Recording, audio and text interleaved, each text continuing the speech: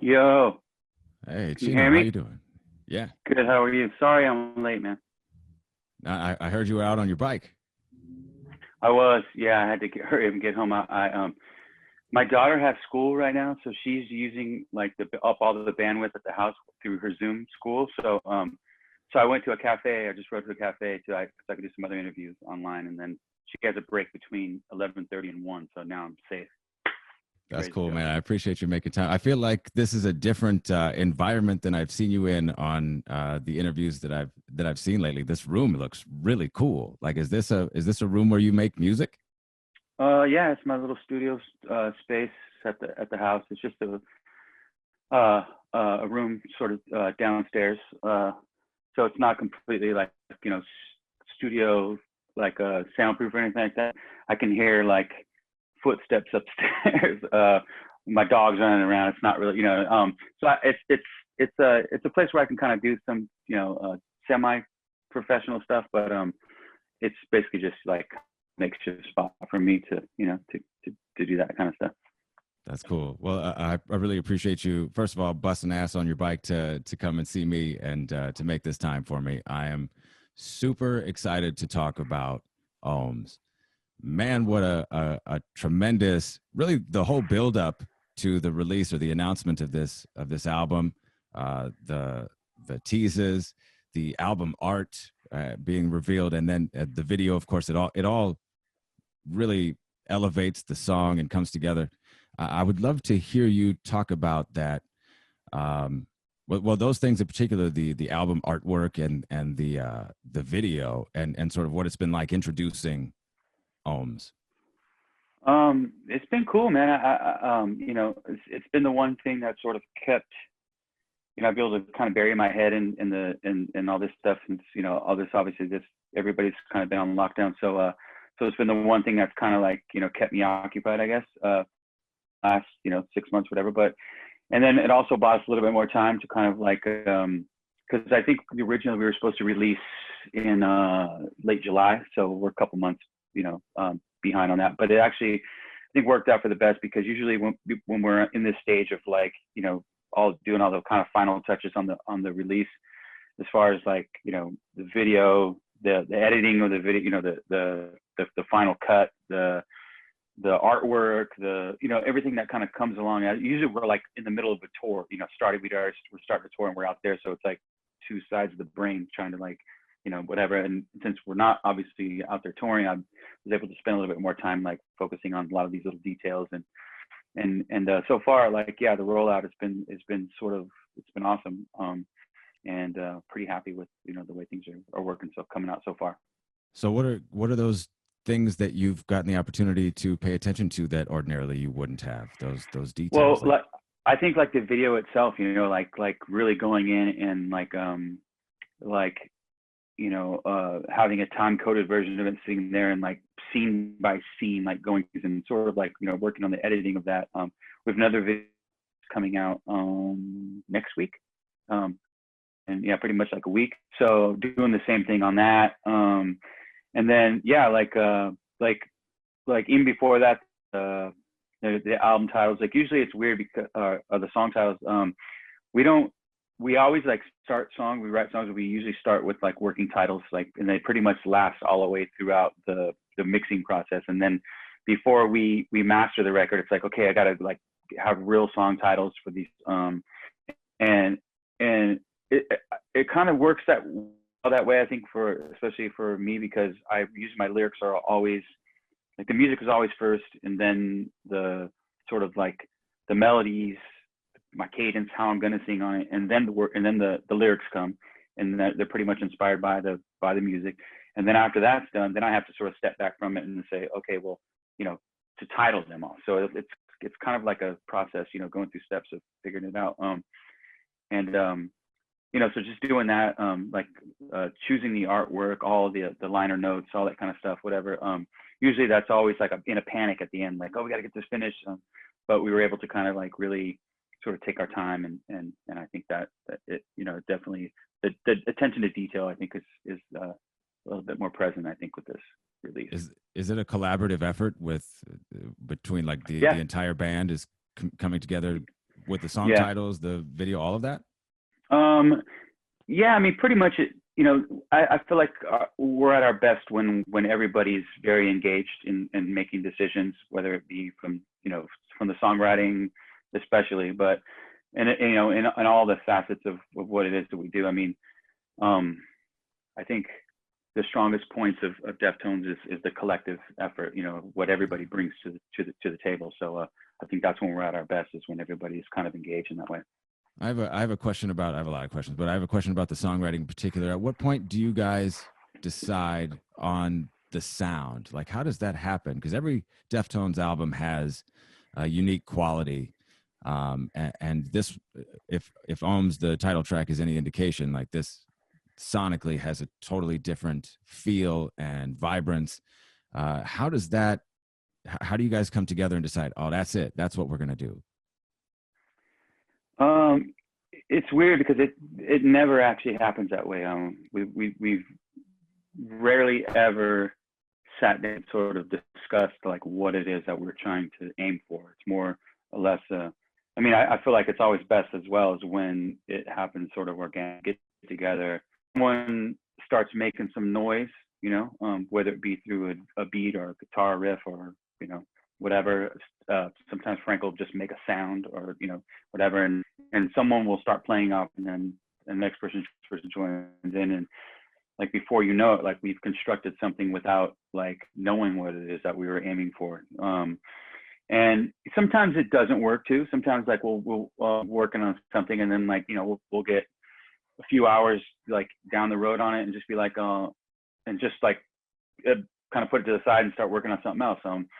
Everything that we, it's not every time we get together like we are brilliant. You know what I mean?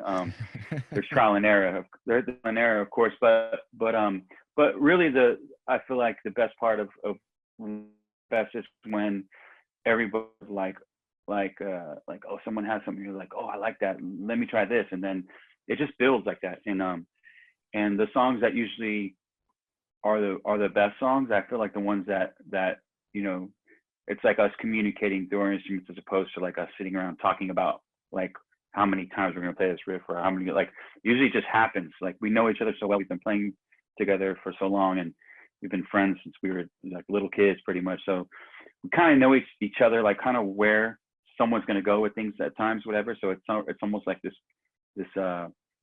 thing that you just kind of sink into, as opposed to, planning it out.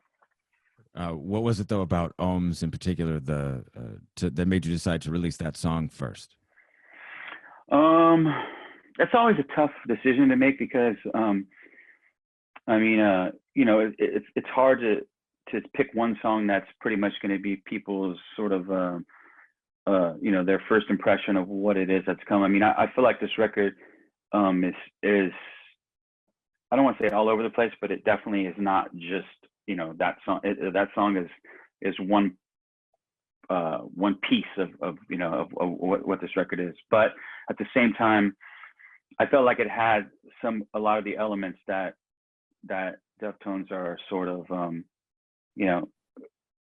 what makes us special in whatever way. And the fact that it's dynamic. It's riff oriented. It's not a typical format either. If you really look at the song format itself, it's like it's not like verse chorus bridge, chorus out. It's kind of a weird the way that the song is formatted. So I feel like it was something that sort of is kind of pushed forward a little bit, like Deftones pretty much 2020, but it had these familiar things as well. And it just seemed to me like, I think it'd be, for someone's first impression, like I said, it's always hard to think, but I think we felt like pretty strongly about that being the first thing people hear. Do you specifically about that song? Is that you like screaming at the beginning and then at the end? It's not. What is that texture? It's so. It's something that Frank designed in the studio. It's like probably running through like 7 different pedals, and he really got experimental, like and the interlude. So like on the record, like almost every song sort of blends into one another. So what you're hearing there is sort of the outro of the song before it, just where they decided to cut the song. No, but I'm thinking more In master. specifically about where the drum kicks in. It's like where the drum kicks in, where it's I can hear this almost like filtered noise or something, and then I feel like I heard it at the end. I didn't see you Oh screaming in well. the video, so I wasn't sure. Yeah, yeah. But I did hear No, you no. about like you were talked about like you were like whisper screaming at some point. I think I read that somewhere. Yeah, yeah. That's just when I'm writing when I'm at home. I because like I was saying to you earlier, like the studio's not really soundproof, so like I have this sort of uh, I don't know, this hang up about like people hearing me sing or try to or come up with ideas. I'm kind of self-conscious about it, even though it's like my wife and my daughter who like who care, you know, who would care, whatever, the only ones here. But still, like I like, so when I'm writing something in here, I'll have my microphone and I will and I'll kind of just, especially if it's a screen part, I know the tone of the sound I want to be, whatever. So I'll sort of just like a whisper scream, just to lay down the idea so I'll remember it, you know, pretty much. But not like actually be screaming, but just sort of like so I can figure out the note and the cadence of how I want it to go, basically. That's so cool. That's really rad. It's very interesting to me to think about your process and how you decide to go about creating some of the sounds that, you know, a lot of us well, first of all, they change when they're live, and then it's always different. It's really interesting to think Hmm. about even how Frank is creating the sounds that as songs blend. Do you find that you guys are trying to employ different techniques or new techniques in as you create new music, or is it just about exploring different sounds? Is that one and the Uh, same? yeah, I think both. I mean, you know, there's always, I think we're always trying to expand on what it is that we've done. I mean, I know for sure that we never like say, oh, well, we need to make another song like this song or that song, another song that we've made in the past, or we should follow this formula that we use for this or whatever. I think, you know, we like to discover new formulas, Mhm. whether it be, you know, you know, and I should say that, you know, I don't think we're like reinventing ourselves, whatever, but it's just trying to expand, I guess, you know, a little bit more with each time we get in together and to do stuff. And sometimes that something as simple as just not sticking with your first idea. Maybe laying something down and then stepping away from it for a few days and then coming back and listening to it and then say, oh, I'm gonna like approach it from a whole different perspective. And I think doing that diligence sometimes, you know, lets you opens up, you know, pathways for you to go somewhere else that wasn't, you know, that we were meant to go. Sometimes your first instinct is what's best, but being able to do that due diligence is I think is something that is you know, we've allowed ourselves to do a lot on this record, I think, and kind of lends to why it kind of took us so long to make it. I mean, we started it like almost maybe a year and a half ago when we first started playing it, like writing ideas. So it's kind of, you know, a timely thing, but I think that's lent us, you know, the opportunity to be able to do stuff like that. I was going to ask if that was the purpose behind taking the break, or what the purpose was, because I remember you guys announced like the new album was coming after the first Dia de los Deftones, and then or wasn't Yeah. long after that, and then you talked about how you were going to step away for a little while, and I was wondering what you were hoping to achieve by that. Is that just giving the music room to breathe so that you come at it with a fresh I, ear? I think so. Yeah. I mean, even when we were in the writing process of this, like we would do, well, for one, for us to actually get together and work, it's sort of a process because everybody lives in different parts Right. of, you know, the country.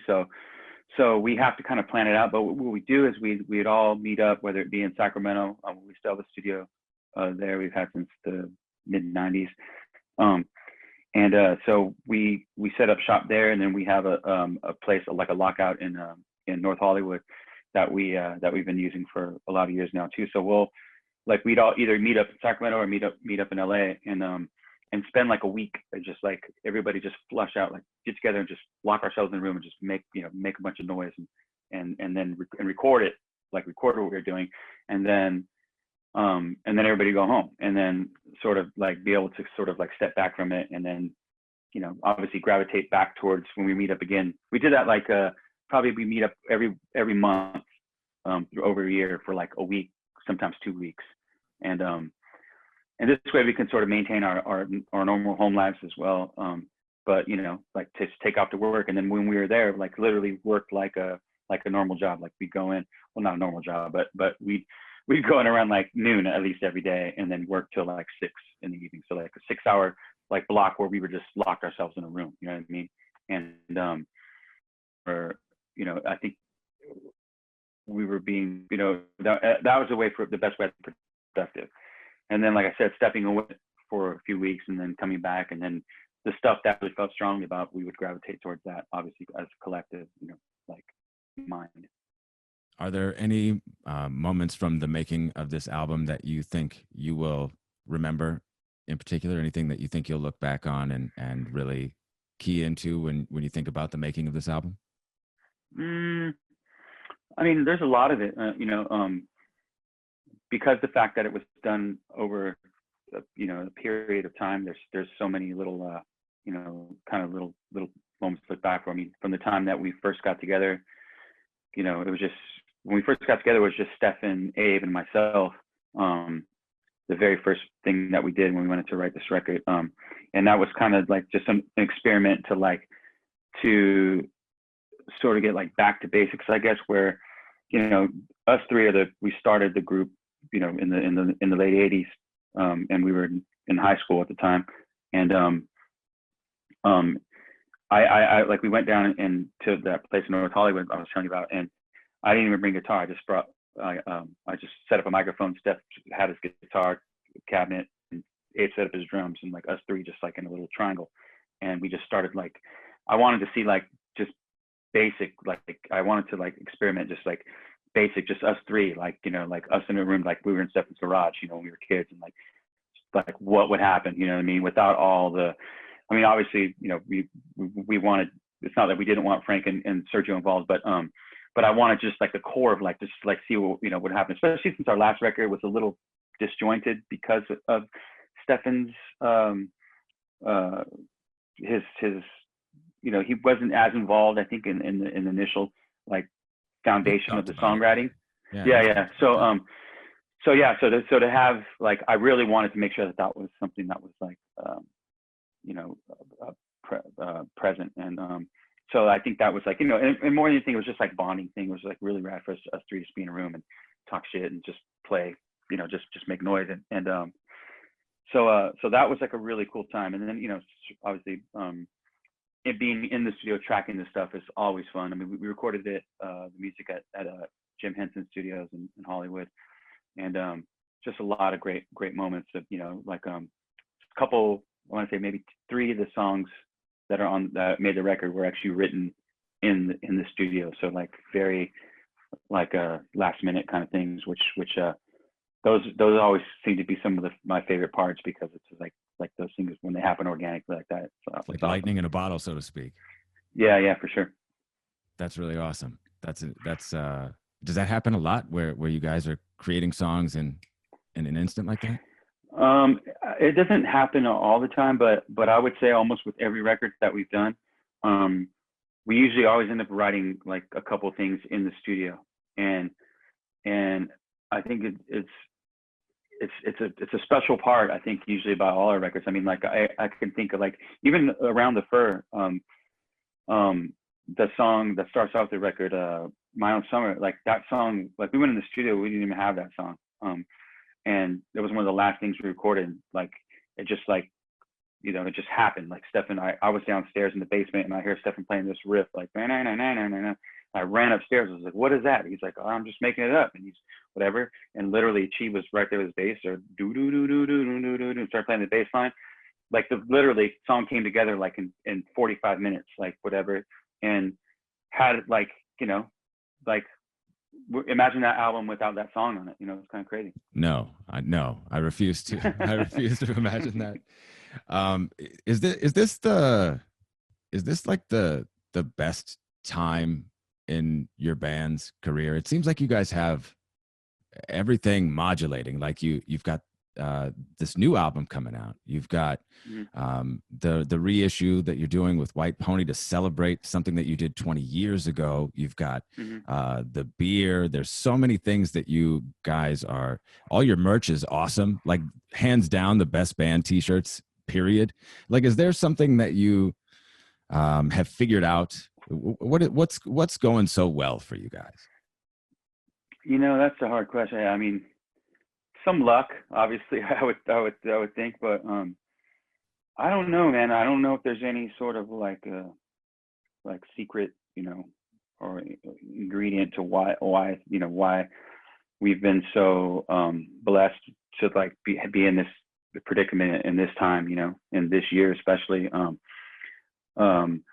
I like to always attribute, like, I think a lot of our success, or a majority of our success, to the fact that we are really close friends. Like um, we actually enjoy each other's company. Like, I really love the people that I work with. You know what I mean? They are my best friends, and um, you know. But like brother, sometimes like we won't see eye to eye on something, whatever. But like it's like so petty. You know what I mean? That like to ever like for like nothing is I think has like ever tempted us. I mean, even at our lowest points, like has like tempted us to like not do this anymore, um, because we actually do enjoy it, and I think that really like is like at the core of our success. You know what I mean? We're not the best musicians in the world. You know what I mean? We're not. You know, we don't like have any secret formula or anything we do. I honestly think there's just like when we get together, something special happens, and I think that all five of us are very lucky to like landed, you know, in each other's, you know, lives. I think there's certainly something to be said for the lucky aspect of it, and for you guys to make a friendship work for so long is certainly. Mm-hmm. I've got some lifelong friends myself, so I know the value in that. Yeah. But it also it you can't ignore, I think, the intention, and I wonder if there are any like decisions that you guys have made, whether it be specific to this album or just fan of your. Uh-oh. Uh-oh. I know that you always talked about going, you know, the other way with White Pony and Mm-hmm. breaking from the new metal scene, but are there other like decisions that you're like, that was great, I'm glad we did that? Um. Yeah. I mean, you know, when we make decisions, sometimes you know, some of the decisions are hard because like we've sort of walked away from certain opportunities, whatever, you know, like, you know, I remember specifically like even there was like, remember they used to have on MTV, like they would have like spring break, like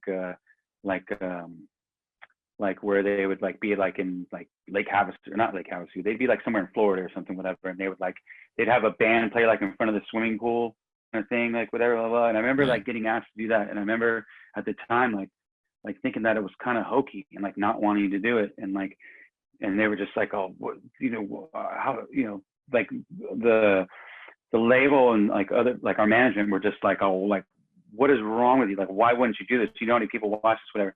And I remember specifically like turning it down, not doing it.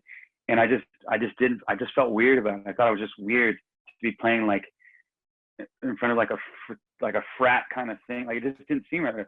And actually I remember actually Limp Bizkit ended up doing it because we said no, and they did. That was when they did the George Michael song, whatever, and you know that was like basically like their launching pad for like, you know, like with it, you know, made them huge, whatever too.